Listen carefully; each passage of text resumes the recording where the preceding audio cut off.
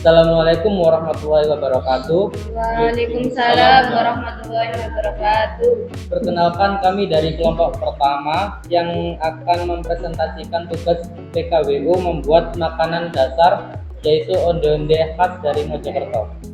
Perkenalkan, nama saya Rizky Muhammad Alif dari kelas 12 IPA. Dan nama saya Eka Putri Diani.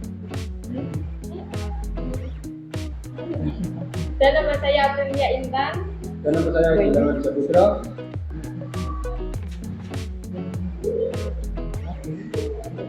Dan nama saya Muhammad bin Munta.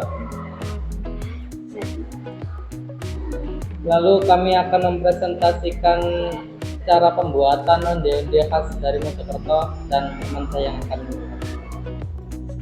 Pertama-tama yaitu siapkan tepung ketan 500 gram, lalu ditambahkan dengan gula 10 sendok makan. Setelah itu tambahkan kentang rebus 100 gram. Setelah itu secukupnya garam, lalu tambahkan air sedikit demi sedikit dan uleni hingga kalis.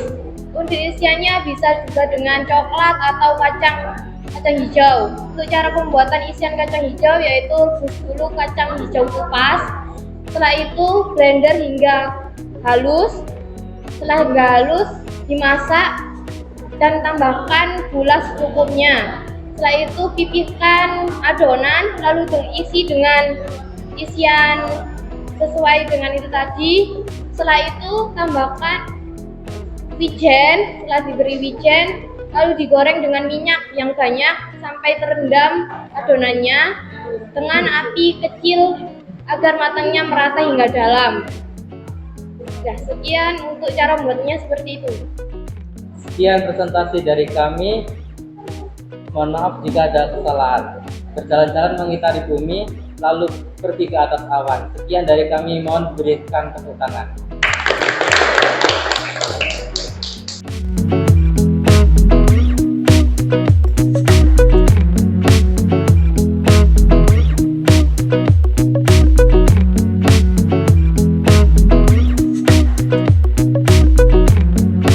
Assalamualaikum warahmatullahi wabarakatuh. Perkenalkan, kami dari kelompok 2 akan mempresentasikan tugas PKWU minuman khas Banjarnegara.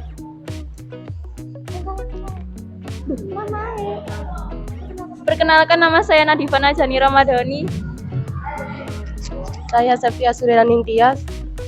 Dan saya Lilin Susilawati. Anis Faiza, Samara Delia Zahra. dan Rizky Amalia. Najwa Rohmania. Minuman yang akan kami presentasikan adalah dawet dari Banjarnegara. Langkah-langkah pembuatan olahan minuman: campur tepung hangkue, pewarna makanan hijau, dan garam. Aduk rata sampai tepung hangkue larut. Masak campuran tepung sambil terus diaduk sampai adonan menggumpal dan matang. Siapkan air matang dalam baskom dan cetakan cendol. Tuang sedikit-sedikit adonan dasar cendol. Tekan-tekan sampai cendol keluar ke dalam baskom. Lakukan sampai adonan habis. Rebus gula merah dan air sampai gula larut. Angkat dan saring sisihkan. Rebus santan, garam, dan daun pandan dengan api kecil sambil terus diaduk sampai mendidih. Angkat dan dinginkan. Tuang air rebusan gula merah dalam gelas secukupnya. Beri cendol, santan, dan es batu. Siap disajikan. Sekian hasil presentasi dari kelompok kami. Wassalamualaikum warahmatullahi wabarakatuh. Waalaikumsalam warahmatullahi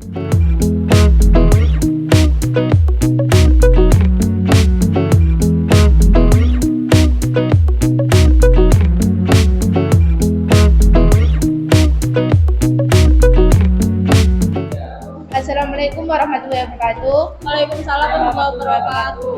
Perkenalkan, saya dari kelompok 3 dan rekan saya yang bernama Mulia Martawi Nias yang akan mempresentasikan cara pembuatan sosis Solo yang akan dibacakan oleh Maulidia Merta. Proses atau langkah-langkah pembuatan olahan makanan. Pertama, buatlah bahan isian sosis Solo terlebih dahulu.